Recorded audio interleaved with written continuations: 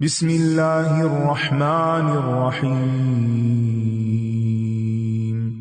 قد افلح المؤمنون الذین هم فی صلاتهم خاشعون والذین هم عن اللغو معرضون والذین هم للزکاة فاعلون والذین هم لفروجهم حافظون إلا على أزواجهم أو ما ملكت أيمانهم فإنهم غير ملومين. قد افلح المؤمنون، ایمان والے یقیناً فلاح پا گئے۔ فلاح کا لفظی مطلب ہوتا ہے چیرنا، کاٹنا۔ کاشتکار کو فلاح کہا جاتا ہے کیونکہ وہ زمین کو چیر پھاڑ کر اس میں بیج بوتا ہے، لیکن شرعی اصطلاح میں کامیاب وہ ہوتا ہے جو دنیا میں رہ کر اپنے رب کو راضی کر لے اور اس کے بدلے میں آخرت میں اللہ کی رحمت اور مغفرت کا مستحق قرار پائے، یعنی دنیا میں اللہ کی رضا میں جیے اور آخرت میں اللہ کی جنت میں جیے۔ اور اصل کامیابی آخرت کی کامیابی ہے۔ اس کے ساتھ ساتھ اگر دنیا کی سعادت و کامرانی بھی مل جائے تو بہت خوب، لیکن اگر دنیا میں انسان کو کوئی تکلیف بھی ہے مگر اس تکلیف کے بدلے آخرت کی راحت ہے تو ایسا شخص یقیناً کامیاب ہے۔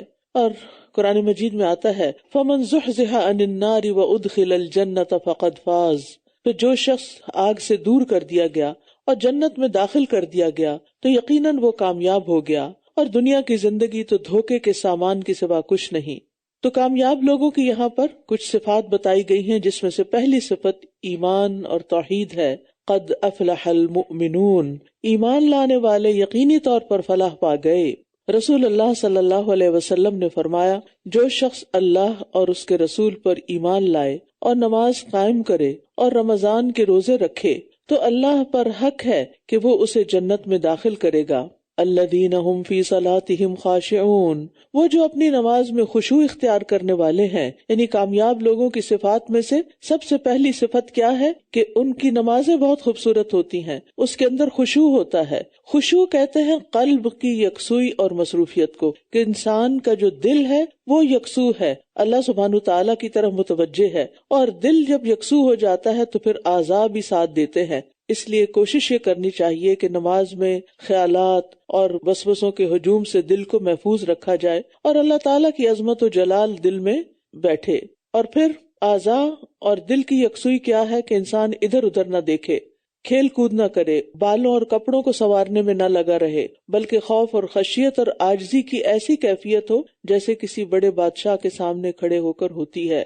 خشوع سے مراد رونا نہیں ہے بلکہ دل کا متوجہ ہونا ہے، اعضاء کا پرسکون ہونا ہے۔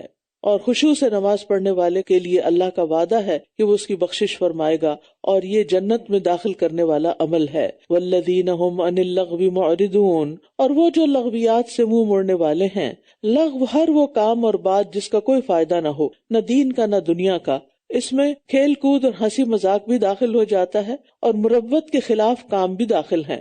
لغو سے اعراض کرنے کا مطلب کیا ہے کہ انسان اس کی طرف توجہ ہی نہ کرے، اس میں اپنا وقت ضائع ہی نہ کرے، کیونکہ انسان کے اسلام کا حسن کیا ہے؟ من حسن اسلام المرء ترکہ ما لا یعنیہ، انسان کے اسلام کی خوبی یہ ہے کہ وہ بے فائدہ چیزوں کو چھوڑ دے۔ تو بات یہ ہے کہ انسان کو کوشش یہ کرنی ہے کہ اپنے کلام سے، اپنے اعمال میں سے لغو کی جگہ مفید چیزیں شامل کر لیں، لغو باتوں کو مفید باتوں میں بدل دیں۔ والذین هم للزکاة فاعلون، اور وہ جو زکوٰۃ ادا کرنے والے ہیں۔ اس سے مراد بعض کے نزدیک جو فرض زکوٰۃ ہے وہ ہے، جس میں نصاب اور زکوٰۃ کی پھر پرسنٹیج کہ کتنے فیصد دینی ہوتی ہے، یہ سب چیزیں۔ لیکن چونکہ یہ حکم مکہ میں ابھی نہیں آیا تھا تو اس لیے بعض نے اس سے مراد لی ہے کہ ایسے کاموں کو شروع کرنا، ایسے افعال کا اختیار کرنا جس سے نفس اور اخلاق اور کردار کی پاکیزگی ہو، یعنی ایسے کام جو اخلاق کو پاک کرنے والے ہوں۔ والذین هم لفروجهم حافظون، اور وہ جو اپنی شرمگاہوں کی حفاظت کرنے والے ہیں۔ شرمگاہ کی حفاظت کی اہمیت خاص طور پر اس لیے بھی ہے کیونکہ یہ انسان کی ایک قبیح خواہش ہے، یعنی نفس کی سب سے زیادہ منہ زور قوت ہے، اور انسان کو اسے ڈسپلن کرنے کے لیے محنت کرنی پڑتی ہے۔ تو نظروں کی حفاظت شرمگاہ کی حفاظت کا بھی ذریعہ ہے۔ اور پھر خاص طور پر خواتین کے لیے خوشخبری، رسول اللہ صلی اللہ علیہ وسلم نے فرمایا، جو عورت 5 وقت کی نماز پڑھتی ہو، ماہ رمضان کے روزے رکھتی ہو، اپنی شرمگاہ کی حفاظت کرتی ہو اور اپنے شوہر کی اطاعت کرتی ہو، اس سے کہا جائے گا کہ جنت کے جس دروازے سے چاہو داخل ہو جاؤ۔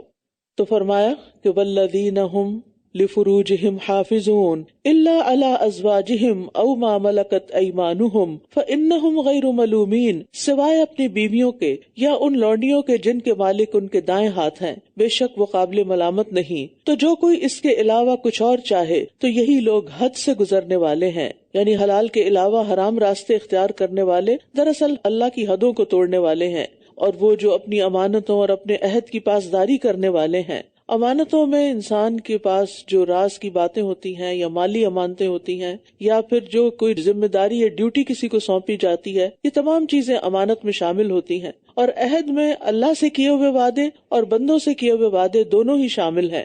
تو جنت میں جانے والوں کی یہ بھی بڑی اہم خوبی ہے، والذین هم علی صلواتہم یحافظون، اور وہ جو اپنی نمازوں کی حفاظت کرتے ہیں۔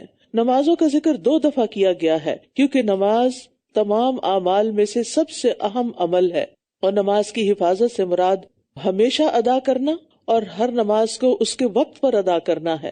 ایک شخص نے نبی صلی اللہ علیہ وسلم سے پوچھا، کون سا عمل سب سے افضل ہے؟ آپ نے فرمایا، وقت پر نماز پڑھنا اور والدین کے ساتھ نیکی کرنا، پھر اللہ کے راستے میں جہاد کرنا۔ تو نمازوں کی حفاظت کرنے والے کے لیے اللہ تعالیٰ کا وعدہ ہے۔ ہم سب کو بھی اس چیز کی پوری کوشش کرنی چاہیے کہ ہماری نمازیں وقت پر ہوں۔ کہتے ہیں نا، ویلے کی نماز اور کویلے دیاں ٹکراں، یعنی انسان اگر اول وقت نماز پڑھے گا تو نماز میں خشوع بھی آئے گا، اطمینان ہوگا اور اس کو انجوائے بھی کرے گا، لیکن اگر دیر سے پڑھے گا تو پھر جلدی پڑھے گا، اور جلدی کی نماز میں وہ مقاصد پورے نہیں ہوتے جو انسان کی کامیابی کے لیے ضروری ہیں۔ اولئک هم الوارثون، یہی وہ لوگ ہیں جو وارث ہیں، یعنی یہ 7 صفات اپنانے والوں کا انعام ہے کہ یہ لوگ وارث ہوں گے کس کے؟ الذین یرثون الفردوس، جو فردوس کو ورثے میں پائیں گے، فردوس کے مالک ہوں گے۔ وارث کہنے کی 3 وجوہات ہیں۔ ایک یہ کہ یہ وراثت کسی چیز کے حقدار ہونے کا سب سے مضبوط سبب ہے، یعنی یہ لوگ جنت کے سب سے زیادہ مستحق ہیں۔ دوسرا یہ کہ آدم علیہ السلام کی جائیداد کے وارث ہیں کیونکہ ان کو وہاں سے نکالا گیا تھا اور وہ ان کی ملکیت تھی، ان کا گھر تھا، اور پھر جو اولاد وہ کام کرے گی جو اللہ تعالیٰ کو پسند ہے تو انہیں وہ گھر واپس مل جائے گا۔ اور پھر یہ کہ جنت میں اپنے گھروں کے وارث ہوں گے، جیسا کہ حدیث میں آتا ہے، نبی صلی اللہ علیہ وسلم نے فرمایا، تم میں سے ہر ایک کے لیے 2 گھر ہیں، ایک گھر جنت میں اور ایک گھر جہنم میں۔ پھر اگر کوئی فوت ہو جائے اور آگ میں چلا جائے تو جنت والے اس گھر کے وارث بن جاتے ہیں۔ یہی مطلب ہے اللہ تعالیٰ کے اس فرمان کا، اولئک هم الوارثون الذین یرثون الفردوس هم فیہا خالدون، جو فردوس کے وارث ہوں گے وہ اس میں ہمیشہ رہنے والے ہیں۔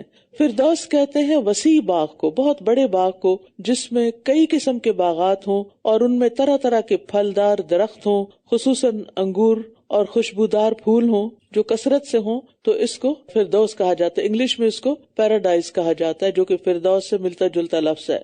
وَلَقَدْ خَلَقْنَا الْإِنسَانَ مِنْ سُلَالَةٍ مِّن طِينٍ، اور یقیناً ہم نے انسان کو مٹی کے سط سے پیدا کیا۔ مٹی کے سط سے پیدا کرنے کا مطلب حضرت آدم کی مٹی سے پیدائش ہوئی، یا پھر انسان جو خوراک کھاتا ہے وہ سب مٹی سے ہی پیدا ہوتی ہے، زمین سے ہی آتی ہے۔ تو اس اعتبار سے نطفے کی اصل کیا ہے؟ مٹی ہے، یعنی انسان کے جسم میں جو کچھ بنتا ہے اور جو خوراک آتی ہے، چاہے وہ پلانٹ سے آتی ہو یا اینیمل سے آتی ہو، سب کا اوریجن مٹی ہے۔ پھر ہم نے اسے نطفہ بنا کر ایک محفوظ جگہ میں رکھا، اور محفوظ جگہ سے مراد رحم مادر ہے، ووم ہے، جہاں 9 مہینے بچہ بڑی حفاظت سے رہتا اور پرورش پاتا ہے۔ پھر نطفے کو ہم نے جمع ہوا خون بنایا، پھر جمے ہوئے خون کو گوشت کی بوٹی بنایا، پھر بوٹی کو ہڈیاں بنایا، پھر ہڈیوں پر ہم نے گوشت چڑھایا، پھر اسے ایک اور مخلوق بنا کر اٹھایا۔ تو نہایت بابرکت ہے اللہ، سب سے اچھا پیدا کرنے والا۔ ثم انکم بعد ذلک لمیتون، پھر اس کے بعد تم ضرور مرنے والے ہو۔ یعنی اگرچہ مٹی اور نطفے سے لے کر موت تک کا ہر لمحہ ہی موت کے بعد زندگی کا گواہ ہے، کیونکہ جسم کا ہر خلیہ سیل جو ہوتا ہے وہ فنا ہو رہا ہوتا ہے اور اس کی جگہ نیا سیل پیدا ہو رہا ہے. یعنی ہمارے جسم میں ہر وقت موت کا عمل جاری رہتا ہے.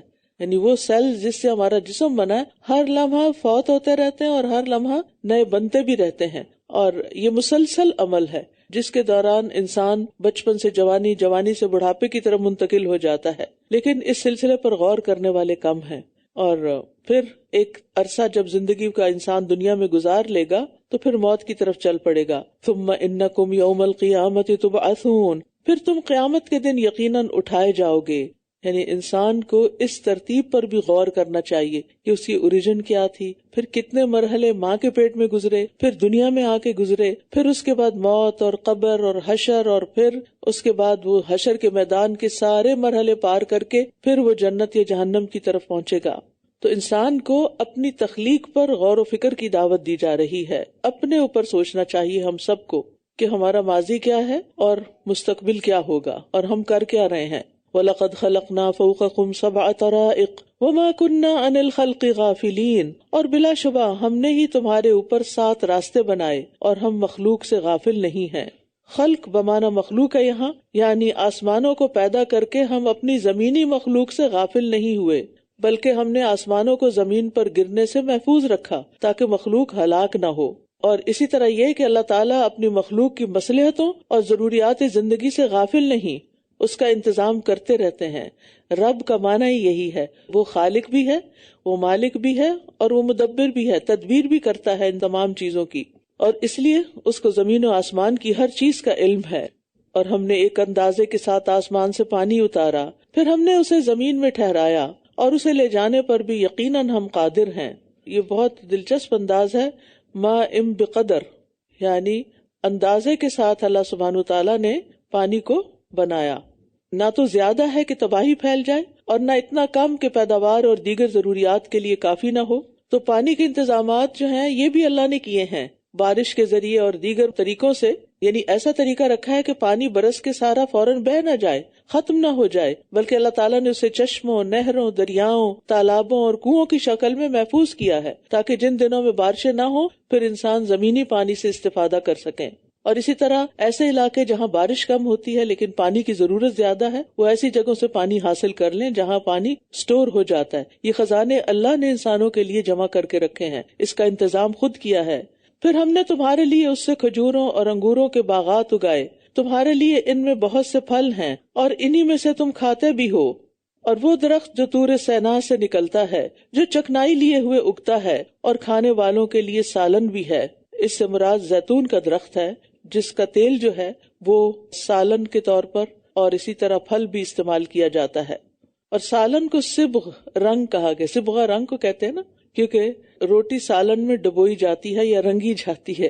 اور طور سینا کا خاص طور پر ذکر کیا گیا کیونکہ اس کے ارد گرد کا علاقہ زیتون کی پیداوار کے لیے نہایت عمدہ علاقہ ہے. تو ہمیں اپنے کھانے میں اور چیزوں کے ساتھ ساتھ زیتون کو بھی شامل کرنا چاہیے. نبی صلی اللہ علیہ وسلم نے فرمایا زیتون کھاؤ اور اس کو لگاؤ، یعنی اس کی مساج وغیرہ بھی کرو یا اپنے اوپر استعمال کرو. بے شک یہ مبارک درخت ہے تو اس کی برکت سے فائدہ اٹھانا چاہیے. اور مویشیوں میں بھی تمہارے لیے ایک سبق ہے. اب اللہ تعالیٰ مختلف چیزوں کی طرف توجہ دلا کر غور و فکر کی دعوت دے رہے ہیں. ہم تمہیں جو ان کے پیٹوں میں ہے اس میں سے پلاتے ہیں، اور ان میں تمہارے لیے اور بھی بہت سے فائدے ہیں، اور ان میں سے تم کھاتے بھی ہو، اور کشتیوں پر تم سوار کیے جاتے ہو. یعنی ان سب نعمتوں کو بیان کرنے کا مقصد رب کی پہچان اور اس کی توحید کی طرف دعوت دینا ہے. پھر اس کے بعد نوح علیہ السلام کا واقعہ شروع ہو رہا ہے. وَلَقَدْ أَرْسَلْنَا نُوحًا إِلَىٰ قَوْمِهِ فَقَالَ يَا قَوْمِ اعْبُدُوا اللَّهَ مَا لَكُم مِّنْ إِلَٰهٍ غَيْرُهُ أَفَلَا تَتَّقُونَ. اور ہم نے نوح کو اس کی قوم کی طرف بھیجا تو اس نے کہا، اے میری قوم، اللہ کی عبادت کرو، اس کے سوا تمہارا کوئی معبود نہیں، کیا پھر تم ڈرتے نہیں؟ تو اس کی قوم کے وہ سردار جنہوں نے کفر کیا کہنے لگے، یہ تم جیسا ہی ایک انسان ہے جو تم پر فضیلت حاصل کرنا چاہتا ہے، اور اگر اللہ چاہتا تو وہ کسی فرشتے کو اتار دیتا. ہم نے اپنے پہلے آباء و اجداد میں یہ بات سنی ہی نہیں یہ مگر ایک شخص جسے جنون لاحق ہے. بس تم ایک وقت تک اس کا انتظار کرو، یعنی دیکھتے جاؤ آگے آگے ہوتا ہے کیا، یہ تو ایک مجنون شخص ہے. اس نے کہا اے میرے رب، انہوں نے جو مجھے جھٹلایا ہے اس پر تو ہی میری مدد فرما۔ نوح علیہ السلام نے یہ دعا 950 سال تبلیغ کرنے کے بعد کی تھی، یہ نہیں کہ ایک دفعہ بتایا نہیں مانے تو کہا اللہ ان کو برباد کر دے، ایسا نہیں۔ آپ سوچئے کہ 100 سال بھی گزرنے ایک معنی رکھتا ہے، پھر 200 سال، پھر 300، پھر 400، پھر 500، پھر 600، پھر 700، پھر 800، پھر 900 سال گزر گئے، اس پر بھی 50 سال اور اوپر گزر گئے، آلموسٹ ملینیم۔ تو یہ کوئی تھوڑا عرصہ تھا؟ اگر قرآن ہمیں نہ بتاتا تو ہمیں یقین نہ آتا، کوئی اور کہانی سناتا تو۔ اتنا صبر، اتنا طویل صبر، ہم چند دن صبر نہیں کر سکتے، چند مہینے نہیں کر سکتے، چند سال نہیں کر سکتے۔ اور نوح علیہ السلام کا صبر آپ دیکھیں کہ مسلسل مخالفت ہے، مسلسل مخالفت، بہت کم لوگ ایمان لائے ان پر۔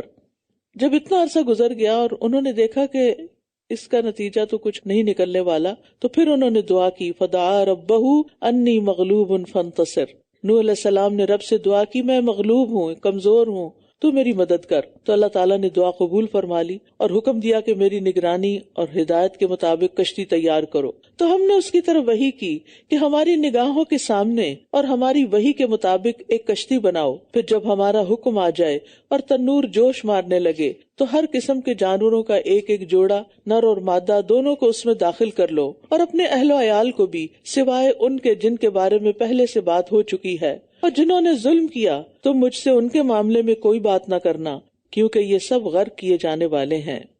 پھر جب تم اور جو تمہارے ساتھ ہیں کشتی پر سوار ہو جاؤ تو کہنا الحمدللہ الذی نجانا من القوم الظالمین، سب تعریف اللہ کے لیے ہے جس نے ہمیں ظالم قوم سے نجات دی۔ اور کیا کرنا؟ وَقُلْ رَبِّ أَنزِلْنِي مُنزَلًا مُبَارَكًا وَأَنْتَ خَيْرُ الْمُنزِلِينَ، اور کہنا اے میرے رب مجھے بابرکت جگہ پر اتارنا، اور تو اتارنے والوں میں سب سے بہترین ہے۔ نوح علیہ السلام کی سکھائی گئی دعا کا دوسرا حصہ کیا ہے؟ کہ اے اللہ مجھے بابرکت جگہ پر اتارنا، یعنی میری سواری بھی اچھی ہو اور جہاں جا کر اتروں وہ جگہ بھی اچھی ہو، یعنی نہ سوار ہوتے وقت کوئی تکلیف ہو اور نہ جہاں اترے وہاں کوئی آفت آئے، کیونکہ ان کو تو اپنی منزل کا کچھ پتہ نہیں تھا کہ کہاں اترنا ہے، کہاں جانا ہے۔ جب آپ کسی گاڑی میں بیٹھتے ہیں تو آپ کو پتہ ہوتا نہیں ہے کہاں اتارے گی یا کہاں لے کے جانا ہے اس کو۔ کسی جہاز میں بیٹھتے ہیں تو آپ کو پتہ ہوتا ہے ڈیسٹینیشن کیا ہے، کسی شپ میں بیٹھتے ہیں ڈیسٹینیشن پتہ ہوتا ہے۔ نوح علیہ السلام کو تو نہیں پتا تھا کہ کشتی نے کہاں جا کے رکنا ہے، تو انہوں نے دعا کی، اور یہ دعا اللہ تعالیٰ نے خود سکھائی، وَقُلْ رَبِّ أَنزِلْنِي مُنزَلًا مُبَارَكًا وَأَنْتَ خَيْرُ الْمُنزِلِينَ۔ اور نبی صلی اللہ علیہ وسلم کو اس سے ملتی جلتی ایک دعا سکھائی گئی تھی، وَقُلْ رَبِّ أَدْخِلْنِي مُدْخَلَ صِدْقٍ وَأَخْرِجْنِي مُخْرَجَ صِدْقٍ وَاجْعَلْ لِي مِن لَّدُنكَ سُلْطَانًا نَصِيرًا، اور کہہ دیجئے اے میرے رب داخل کر مجھے سچا داخل کرنا، اور نکال مجھے سچا نکالنا، اور میرے لیے اپنی طرف سے ایسا غلبہ بنا جو مددگار ہو۔ اور ان دونوں دعاؤں کو قل کہہ کر پڑھنے کا حکم دیا گیا ہے۔ تو آپ بھی گھر سے نکلتے اور داخل ہوتے وقت ان دعاؤں کو پڑھ لیا کریں، کیونکہ عام طور پر ہم نکلتے وقت تو پڑھ لیتے ہیں جہاں جا رہے ہیں اللہ وہ جگہ ہمارے لیے مبارک ہو، لیکن گھر کے لیے نہیں پڑھتے، اندر داخل ہوتے ہوئے نہیں پڑھتے کہ اللہ ہمارے گھر کو بھی ہمارے لیے بابرکت بنا دے۔ تو ان دونوں دعاؤں کو بکثرت پڑھنا چاہیے کہ جہاں بھی ہم جائیں اللہ سبحانہ وتعالی ہمیں باعزت اور بابرکت منزل عطا کرے۔ اور اس کے ساتھ ساتھ ایک اور گھر کی بھی نیت کرنی چاہیے، وہ کون سا؟ جنت کا گھر، کہ اللہ ہمیں دنیا میں تو اچھا ٹھکانہ دے اور اس کے ساتھ ساتھ آخرت میں بھی۔ ان فی ذلک لآیات وان کنا لمبتلین، یقیناً اس میں بہت سی نشانیاں ہیں اور بے شک ہم ضرور آزمانے والے ہیں۔ یعنی نوح علیہ السلام کے قصے میں بہت سی نشانیاں ہیں، بہت سی عبرتیں ہیں۔ اس میں نوح علیہ السلام کے اولو العزم پیغمبر ہونا، ان کا بے مثال صبر، اور قوم کے ایمان نہ لانے پر ان کی بددعا کی قبولیت، پھر ان کے دشمنوں کا غرق ہونا، اللہ تعالیٰ کا ان کی رسالت کی تصدیق کرنا، ان کی تعریف کرنا۔ پھر نوح علیہ السلام کی قوم جیسی دیگر رسولوں کو جھٹلانے والی قوموں کے لیے بھی اس میں نشانیاں ہیں کہ جس قوم نے اللہ کی بات نہیں مانی پھر ان کا انجام کیا ہوا۔ پھر آپ دیکھیں کہ اللہ کی قدرت کی کیسی کیسی نشانیاں ہیں کہ اتنا بڑا طوفان جس سے پہاڑ بھی نہیں بچے، پہاڑ بھی ڈوب گئے۔ یہ سوچ کے بھی ہول آتا ہے نا کہ اتنا پانی، اور اس میں اللہ تعالیٰ نے نوح علیہ السلام اور ان کے ساتھیوں کو محفوظ رکھا جو بھی کشتی میں سوار تھے، اور بابرکت طریقے سے اتار کر بابرکت جگہ عطا کی۔ اسی طرح اللہ سبحانہ تعالیٰ کی کامل حکمت اور اللہ کے علم کا بھی پتہ چلتا ہے۔ اور اتنے تباہ کن طوفان میں انسانی ضروریات اور جانوروں کی بقا کا انتظام بھی طے کیا۔ یعنی بہت سی نشانیاں ہیں اگر اس میں غور کرے. اور اس کے علاوہ پھر ان کے بیٹے کا رویہ اور اس کے ساتھ جو معاملہ ہوا وہ سب بھی قابل غور ہے. ثم انشأنا من بعدهم قرنا آخرین، پھر ہم نے ان کے بعد دوسرے لوگ اٹھائے. فارسلنا فیہم رسولا منہم، پھر ہم نے ان کی طرف انہی میں سے ایک رسول بھیجا کہ تم اللہ کی عبادت کرو، تمہارے لیے اس کے سوا کوئی معبود نہیں، کیا پھر تم ڈرتے نہیں؟ اور اس کی قوم کے وہ سردار جنہوں نے کفر کیا اور آخرت کی ملاقات کو جھٹلایا، اور ہم نے ان کو دنیا کی زندگی میں خوشحالی دی تھی، کہنے لگے یہ تو تمہارے جیسا ہی ایک انسان ہے، اسی میں سے کھاتا ہے جو تم کھاتے ہو اور وہی پیتا ہے جو تم پیتے ہو، اور اگر تم نے اپنے ہی جیسے ایک انسان کی اطاعت کی تب تو تم ضرور خسارہ پانے والے ہوگے. کیا یہ تم سے وعدہ کرتا ہے کہ جب تم مر جاؤ گے اور مٹی اور ہڈیاں ہو جاؤ گے تو تم زندہ کر کے نکالے جاؤ گے؟ ہیہات لما توعدون، بہت دور ہے وہ جس کا تم وعدہ دیے جا رہے ہو. زندگی تو بس ہماری دنیا کی زندگی ہے، ہم اسی میں مرتے ہیں اور جیتے ہیں، اور ہم دوبارہ اٹھائے جانے والے نہیں. یہ تو ایسا شخص ہے جس نے اللہ پر جھوٹ گڑھ لیا ہے اور ہم اس پر ایمان لانے والے نہیں. اس نے کہا اے میرے رب، انہوں نے جو مجھے جھٹلایا ہے اس پر تو ہی میری مدد فرما. جھٹلا قوم رہی ہے، نوح علیہ السلام اس سے جھگڑنے کی بجائے یا کسی اور کے پاس جانے کی بجائے اللہ کی طرف جاتے ہیں اور اللہ سے مدد مانگتے ہیں. فرمایا کچھ ہی دیر میں یہ ضرور نادم ہو جائیں گے، ان کو لگ پتا جائے گا کہ اب ان کے ساتھ ہوتا ہے کیا. تو انہیں ایک چنگھاڑ نے حق کے ساتھ آ پکڑا، پھر ہم نے انہیں کوڑا کرکٹ بنا دیا. تو اللہ کی رحمت سے دوری ہو ظالم قوم کے لیے. پھر ان کے بعد ہم نے دوسری قومیں اٹھائیں. کوئی امت اپنے مقررہ وقت سے نہ آگے بڑھ سکتی ہے اور نہ پیچھے رہ سکتی ہے. یعنی اللہ تعالیٰ نے زندگی کی جو مدت مقرر کر دی ہے وہ دنیا میں نہ اس سے کم ٹھہرتی ہے اور نہ زیادہ. پھر ہم نے پے در پے اپنے رسولوں کو بھیجا، جب بھی کسی امت میں اس کا رسول آیا انہوں نے اسے جھٹلا دیا تو ہم نے ہلاکت میں ایک کو دوسرے کے پیچھے لگا دیا اور ہم نے انہیں قصے کہانیاں بنا دیا.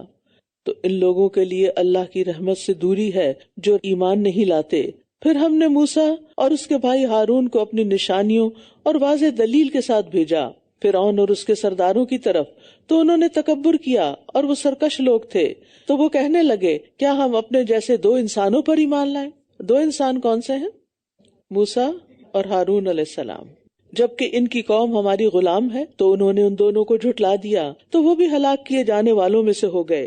اور ہم نے موسیٰ کو کتاب دی تاکہ وہ لوگ ہدایت پائیں، اور ابن مریم اور اس کی ماں کو ہم نے ایک نشانی بنا دیا، اور ان دونوں کو ایک بلند پرسکون اور بہتے چشمے والی جگہ میں پناہ دی. یعنی اللہ سبحانہ تعالیٰ نے خاص طور پر یہاں وجعلنا ابن مریم کہا، عیسیٰ نہیں کہا. یعنی اس بات کا رد ہے کہ ان کا کوئی باپ ہے یا نعوذ باللہ وہ اللہ کے بیٹے ہیں. اللہ سبحانہ تعالیٰ جیسے چاہے پیدا کرے. آدم علیہ السلام کو بغیر ماں اور باپ کے پیدا کیا، حوا علیہ السلام کو بغیر عورت کے ایک مرد سے پیدا کیا، اور عیسیٰ علیہ السلام کو بغیر مرد کے ایک عورت سے پیدا کیا، اور باقی تمام مخلوق کو مرد اور عورت دونوں سے پیدا کیا. خالق تو اللہ ہے نا، جس کو چاہے جیسے چاہے پیدا کر دے.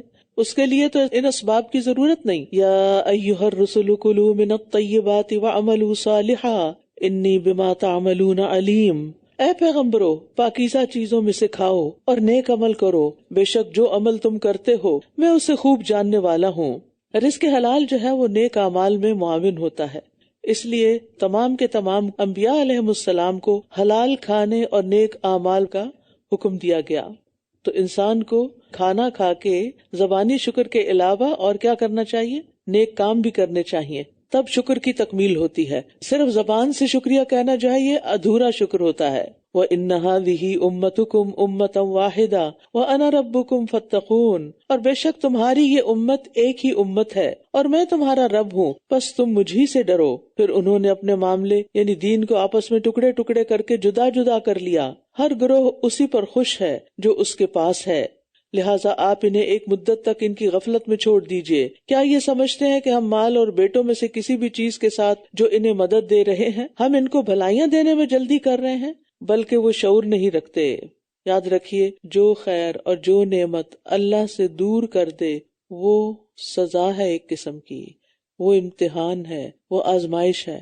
وہ نعمت جو انسان کو اللہ سے دور کر دے، جیسے اللہ سبحانہ تعالیٰ نے ایمان والوں کو کہا نا یا ایھا الذین آمنوا لا تلہکم اموالکم ولا اولادکم عن ذکر اللہ واقام الصلاۃ ومن یفعل ذلک فَأُولَٰئِکَ هُمُ الْخَاسِرُونَ۔ اے ایمان والو، تمہیں تمہارا مال اور اولاد اللہ کے ذکر سے غافل نہ کرے اور نماز قائم کرنے سے غافل نہ کرے، اور جو ایسا کرے گا اس کا نتیجہ کیا ہوگا؟ وہی لوگ خسارہ پانے والے ہیں، نقصان اٹھانے والے ہیں۔ تو جو نعمتیں بھی، جو عیش و عشرت کی زندگی انسان کو اللہ کا ذکر بلا دیتی ہے، عبادت بلا دیتی ہے، شکر بلا دیتی ہے، وہ پھر اس کے لیے سزا ہی سمجھو، اس کے لیے ایک امتحان ہی سمجھو، آزمائش کا پرچہ ہی سمجھو۔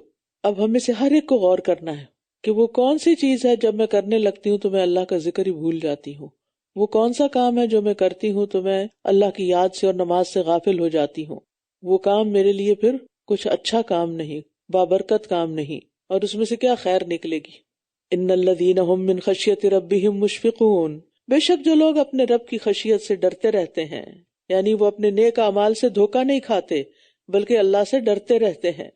والذین هم بآیات ربہم یؤمنون، اور وہ جو اپنے رب کی آیات پر ایمان رکھتے ہیں، اور وہ جو اپنے رب کے ساتھ شریک نہیں کرتے، اور وہ لوگ کہ جو کچھ انہوں نے دیا وہ اس طرح دیتے ہیں کہ ان کے دل لرزتے رہتے ہیں کہ بے شک وہ اپنے رب کی طرف لوٹنے والے ہیں، یعنی نیک اعمال کرنے کے باوجود قبولیت سے ڈرتے رہتے ہیں، دے کے ان کے اندر کوئی غرور نہیں آتا، یعنی کوئی بھی کام کر کے، چاہے وہ مالی عبادت ہو، چاہے وہ جسمانی عبادت ہو، چاہے وہ خدمت خلق کا کوئی کام ہو، جو بھی وہ کرتے ہیں اس کے بعد ان کے اندر ایک ڈر ہوتا ہے کہ میں نے یہ کر تو دیا ہے، اب اللہ تعالیٰ اس کو قبول کر لے۔ اس کے بارے میں حضرت عائشہ فرماتی ہے کہ میں نے رسول اللہ صلی اللہ علیہ وسلم سے اس آیت کے بارے میں پوچھا کہ والذین یؤتون ما آتوا وقلوبہم وجلہ، اور جو دیتے ہیں، جو کچھ دیتے ہیں اور ان کے دل اس سے ڈرتے ہیں کہ وہ اپنے رب کی طرف لوٹنے والے ہیں، یعنی اس آیت کے بارے میں پوچھا تو کیا یہ وہ لوگ ہیں جو شراب پیتے ہیں اور چوری کرتے ہیں؟ آپ نے فرمایا نہیں ہے صدیق کی بیٹی، نہیں، بلکہ اس سے مراد وہ لوگ ہیں جو روزے رکھتے ہیں اور نماز پڑھتے ہیں اور صدقہ دیتے ہیں، اور اس بات سے ڈرتے ہیں کہ کہیں ایسا نہ ہو کہ ان سے قبول نہ کیا جائے۔ ہم نے تو کر دیا جو کرنا تھا، لیکن اگر قبول نہیں ہوا تو پھر یہی لوگ ہیں جو نیکیوں میں جلدی کرتے ہیں، کیونکہ ان کو کہیں بھی سیٹسفیکشن نہیں ہوتی کہ ہم نے انف کر لیا، بلکہ وہ مزید کی خواہش کرتے ہیں، مزید کی طلب رکھتے ہیں۔ لیکن ہم کام کرتے ہیں اور اس کے بعد امن چین سے بیٹھ جاتے ہیں، بہت کر لیا۔ اولئک یسارعون فی الخیرات وہم لہا سابقون، یہی وہ لوگ ہیں جو نیکیوں میں جلدی کرتے ہیں اور یہی ان کی طرف سبقت کرنے والے ہیں، اور ہم کسی بھی جان کو اس کی وسعت سے زیادہ تکلیف نہیں دیتے، اور ہمارے پاس ایک کتاب ہے جو حق کے ساتھ بولے گی، اعمال نامہ، اور وہ ظلم نہ کیے جائیں گے، بلکہ ان کے دل اس سے غفلت میں ہیں، بلکہ ان کے لیے اس کے علاوہ بھی کچھ اعمال ہیں جو یہ کر رہے ہیں، یہاں تک کہ جب ہم ان کے خوشحال لوگوں کو عذاب میں پکڑ لیں گے تو یکا یک یہ چلانے لگیں گے، آج تم چلاؤ مت، بے شک تمہیں ہماری طرف سے کوئی مدد نہ دی جائے گی، بلا شبہ میری آیات تم پر پڑھی جاتی تھیں تو تم اپنی ایڑیوں پر الٹے پھر جاتے تھے، تکبر کرتے ہوئے، اس کلام کے بارے میں رات کو باتیں بناتے ہوئے بےہودہ گوئی کرتے تھے، یعنی قرآن مجید کا مذاق اڑاتے تھے تم۔ کیا انہوں نے اس کلام میں غور و فکر نہیں کیا، یا ان کے پاس ایسی چیز آئی ہے جو ان کے اگلے آباء و اجداد کے پاس نہیں آئی تھی؟ یعنی افلم یدبر القول، تو اس سے پتہ چلتا ہے کہ ہمیں قرآن مجید میں تدبر کو مسلسل اپنی زندگی میں شامل رکھنا ہے۔ تو آپ سب سے بھی میری گزارش یہی ہے، جو بھی لوگ دورہ قرآن سن رہے ہیں، چاہے آن کیمپس سن رہے ہیں یا آن سائٹ سن رہے ہیں یا گھروں میں سن رہے ہیں، جہاں پر بھی ہیں، وہ قرآن کو صرف رمضان تک محدود نہ کریں، بلکہ رمضان کے بعد بھی کسی نہ کسی ایسے کورس سے جڑ جائیں کہ جس کی وجہ سے آپ مسلسل قرآن سے تعلق قائم رکھیں۔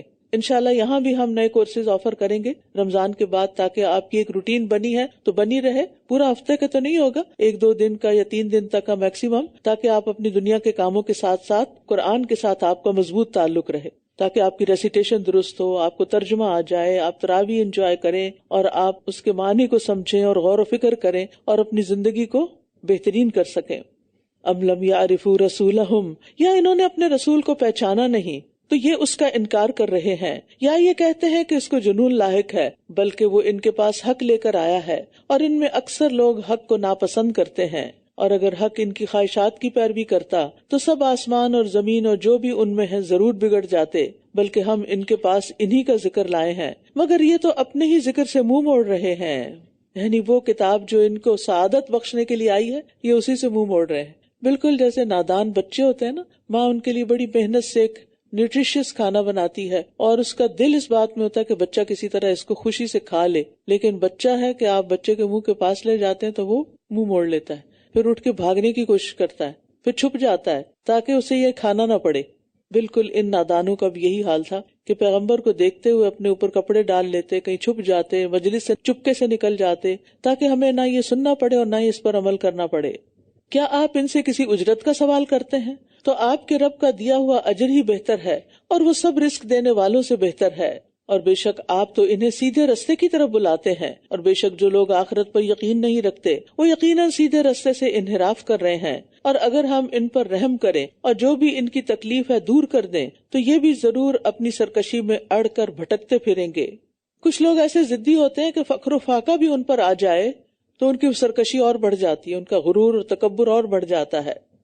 وَلَقَدْ أَخَذْنَاهُمْ بِالْعَذَابِ فَمَا اسْتَكَانُوا لِرَبِّهِمْ وَمَا يَتَضَرَّعُونَ، اور ہم نے انہیں عذاب میں پکڑا لیکن نہ تو یہ اپنے رب کے آگے جھکے اور نہ ہی یہ گڑ گڑاتے تھے۔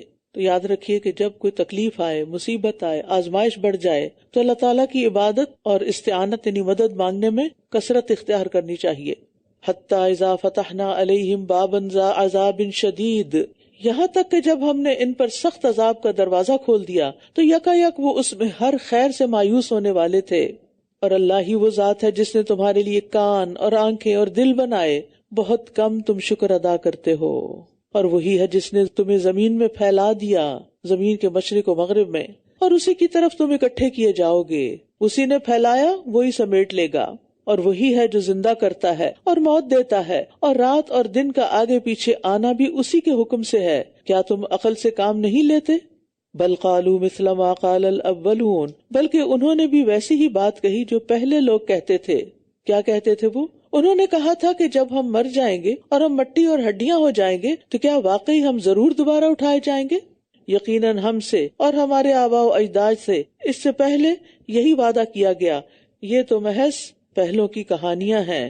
یعنی انہیں قیامت کا تذکرہ، آخرت کا تذکرہ ایک کہانی لگتا تھا بس۔ کہہ دیجئے یہ زمین اور جو کچھ اس میں ہے کس کا ہے اگر تم جانتے ہو؟ ضرور کہیں گے اللہ ہی کا ہے۔ آپ کہہ دیجئے کیا پھر بھی تم نصیحت حاصل نہیں کرتے؟ کہہ دیجئے ساتوں آسمانوں کا رب اور عرش عظیم کا رب کون ہے؟ یہ ضرور کہیں گے اللہ ہی کا ہے۔ کہہ دیجئے کیا پھر تم ڈرتے نہیں؟ کہہ دیجئے کون ہے وہ جس کے ہاتھ میں ہر چیز کی بادشاہت ہے اور وہ پناہ دیتا ہے اور اس کے مقابلے میں پناہ دی نہیں جاتی اگر تم علم رکھتے ہو۔ یعنی وہ تمہاری حفاظت کرتا ہے، تمہیں بچاتا ہے طرح طرح کی مصیبتوں سے، لیکن اس کو کوئی تکلیف لاحق نہیں ہوتی، اسے کسی بھی تکلیف سے بچنے کے لیے کوئی پناہ نہیں چاہیے کیونکہ اس کو کوئی تکلیف دے ہی نہیں سکتا۔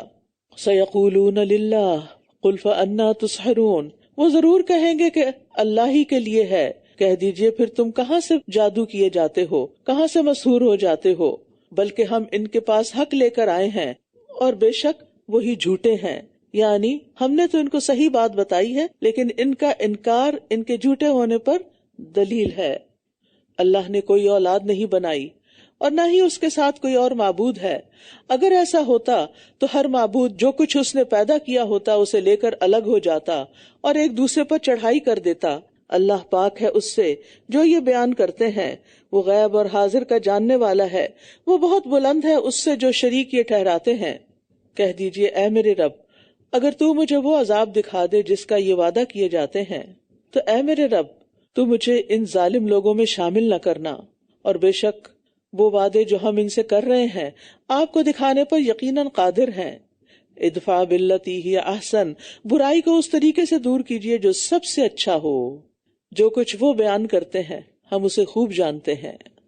کتنا خوبصورت سبق ہے، براہ راست نبی صلی اللہ علیہ وسلم سے کہا جا رہا ہے، لیکن اس میں ہم سب کے لیے بھی سبق ہے کہ اگر ہم سے کوئی برا کرے تو ہم بھی جواباً اس کے ساتھ ویسا ہی سلوک نہ کریں جو اس نے ہمارے ساتھ کیا، بلکہ ہمارا رویہ بہتر ہونا چاہیے۔ ہمارے ایمان کا تقاضا ہے کہ ہم لوگوں جیسے نہ بن جائیں بلکہ ان سے بہتر ہوں۔ اور بہتر انسان کس چیز کی بدولت ہو سکتا ہے؟ اخلاق کی بدولت ہو سکتا ہے، اپنے کردار کی بدولت۔ اگر اخلاق اور کردار میں سنوار نہیں تو پھر اس کے پاس کچھ بھی نہیں۔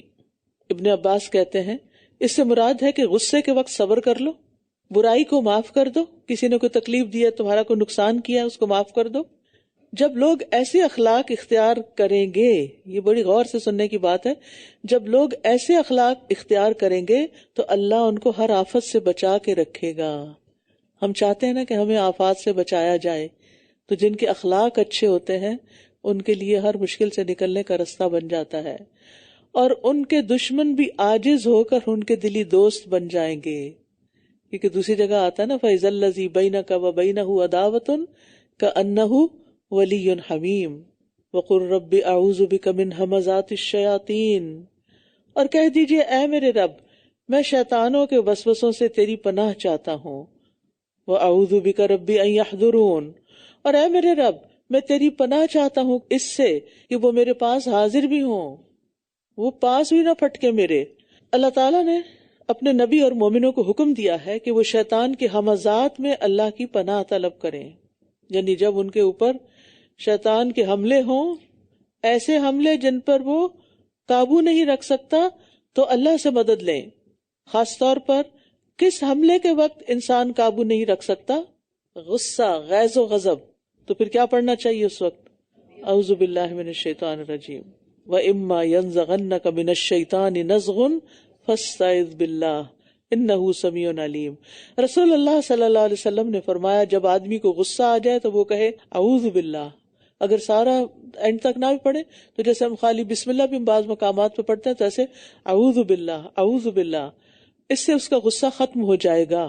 تو جن لوگوں کو بھی غصہ آتا ہے اور بہت شدید آتا ہے اور بہت جلدی آ جاتا ہے تو وہ اس نسخے کو بس پکڑ لیں، کیونکہ غصہ آنا اچھی بات نہیں اور انسان کے اچھے اخلاق کے منافی ہے۔ آپ کا کیا دھرا سب کچھ ختم ہو جاتا ہے، یعنی آپ اتنے صبر کر کر کے اپنے بچوں کے ساتھ اتنے پولائٹ اور اچھے رہیں، اور پھر ایک دن آئے کہ آپ ایسا غصہ کریں کہ اگلی پچھلی کسر نکال دیں، گویا آپ نے کوئی اچھا کیا ہی نہیں۔ ان کے دل سے آپ کی ساری اچھائیاں تو محو ہو جائیں گی، باقی کیا بچے گا؟ غصہ۔ ہاں، اگر آپ پہلے کر چکے ہیں اور اب اچھا اخلاق اختیار کریں گے تو کیا ہوگا؟ اللہ تعالیٰ اس کو ان کے دل سے محو کر دے گا۔ تو تعوذ پڑھنے کو معمولی نہ سمجھے کہ اچھا صرف اعوذ باللہ بس کافی ہے۔ دیکھیے آپ پڑھ کیا رہے ہیں، بول کیا رہے ہیں، میں اللہ کی پناہ چاہتی ہوں، میں اللہ کی پناہ لے رہی ہوں۔